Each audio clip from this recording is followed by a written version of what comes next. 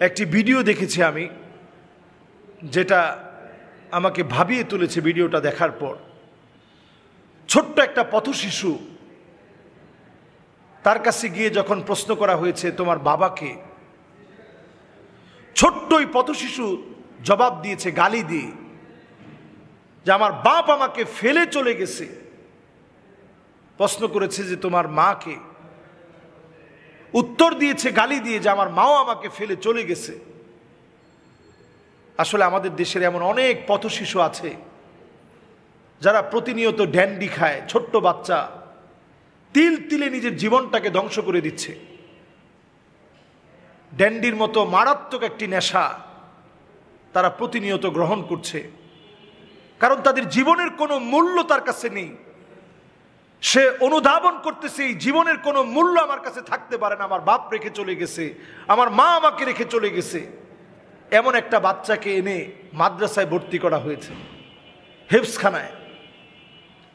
7 পারার মতো যখন এই বাচ্চাটা পড়েছে, হিফজ করেছে, এবার এসে তার কাছে সাক্ষাৎকার নেওয়া হচ্ছে যে তোমার বাপ, তাকে যেইভাবে তুমি গালি দিয়েছিলা, এখন একটা গালি দাও তো দেখি। ছেলেটা বলতেছে না, আমি গালি দিতে পারবো না, আল্লাহ রাগ করবে। বলছে তুমি তোমার মাকে একটু গালি দাও তো দেখি। বলতেছে না, আমি গালি দিতে পারবো না, আমার গালি দিলে এই গালি দেওয়ার কারণে আমার আল্লাহ রাব্বুল আলামিন আমার উপরে রাগ করবে। তো ছোট্ট এই বাচ্চাকে যখন এবার বলা হয়েছে যে তুমি তোমার মা বাবাকে একটু গালি দাও, সেই ছোট্ট বাচ্চা বলতেছে আমার আব্বা আম্মাকে কি করে গালি দিব, আল্লাহ রাগ হবে। এই ধরনের পথ শিশুদেরকে নিয়ে আসলে কাজ করা উচিত। আমাদের দেশে আমরা অনেককে নিয়ে অনেক কথা বলতে দেখি, কাজের লোক বড় কম।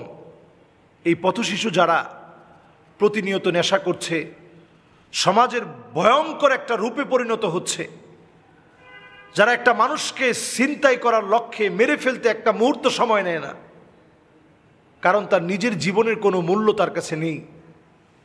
এই মানুষগুলোকে নিয়ে কাজ করা উচিত। আমাদের অনেক প্রতিষ্ঠান আছে যে প্রতিষ্ঠানগুলো এদেরকে নিয়ে কাজ করতে পারে। এদেরকে মানুষের মতো মানুষ হিসেবে গড়ে তুলতে পারলে, বিশেষ করে মাদ্রাসার শিক্ষায় যদি শিক্ষিত করা যায়, হতে পারে এদের জীবনটা যেভাবে পরিবর্তন হবে, দেশ ও জাতি তাদের কাছ থেকে অনেক বড় কিছু পাবে। একটা মানুষ জীবন পরিবর্তনের জন্য একটা আশ্রয় কেন্দ্র চায়।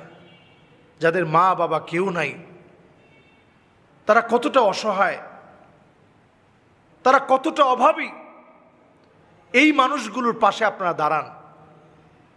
আমি আলেম ওলামাদের কাছে আহ্বান রাখি, প্রত্যেকটা মাদ্রাসায় এমন কিছু ছাত্র আপনারা তৈরি করুন, প্রতিষ্ঠানগুলোতে এমন কিছু ছাত্র তৈরি করুন যারা নিজেরা নিজেদের জীবনকে ধ্বংস করে দিচ্ছে পথশিশু হয়ে।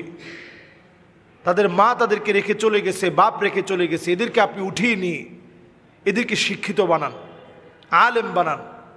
এই জাতির পরিবর্তনে রাহবারের জায়গায় তারা হয়তো দায়িত্ব পালন করবে।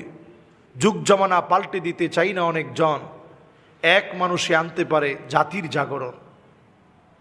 আমরা জানি নবীজি সাল্লাল্লাহু আলাইহি সাল্লাম যায়েদ রাদিয়াল্লাহু তাআলা আনহুকে, যায়েদ বিন হারেসা রাদিয়াল্লাহু তাআলা আনহুকে এত আদর করতেন। নবীজির কিন্তু তিনি পালক পুত্র ছিলেন। মেলায় হারিয়ে যাওয়ার পরে নবীজি সাল্লাল্লাহু আলাইহি সাল্লামের কাছে যখন তিনি লালিত পালিত হচ্ছিলেন, এত আদর করে লালন পালন করলেন। মা বাবা যখন নিতে আসছে, রসুল বলছে এটা যায়েদের উপরে ছেড়ে দিলাম, সে যদি যেতে চায় যাবে। যায়েদ বিন হারেসা রাদিয়াল্লাহু তাআলা আনহু নিজের মা বাবার কাছে যেতে চায় নাই, রাসূলুল্লাহ সাল্লাল্লাহু আলাইহি সাল্লামের কাছে থাকতে চেয়েছেন। এরকম আমাদের সমাজে যারা বঞ্চিত মানুষ আছে, এদের পাশে যদি আমরা দাঁড়াই, এগুলো আমাদের জন্য নাজাতের ওসিলা হয়ে যাবে। আল্লাহ আমাদেরকে এই পথ শিশুদের পাশে, অভাবী অনাথ ইয়তীম মিসকিনদের পাশে দাঁড়িয়ে, বিধবা যারা, তাদেরকে সাহায্যের হাত বাড়িয়ে কাল মুজাহিদি ফি সাবিলিল্লাহ, আল্লাহর পথে জিহাদ করার সমান সওয়াব এগুলো। এই কাজগুলো বেশি বেশি করার তৌফিক আল্লাহ দান করুক। আসসালামু আলাইকুম ওয়া রাহমাতুল্লাহি ওয়া বারাকাতুহু।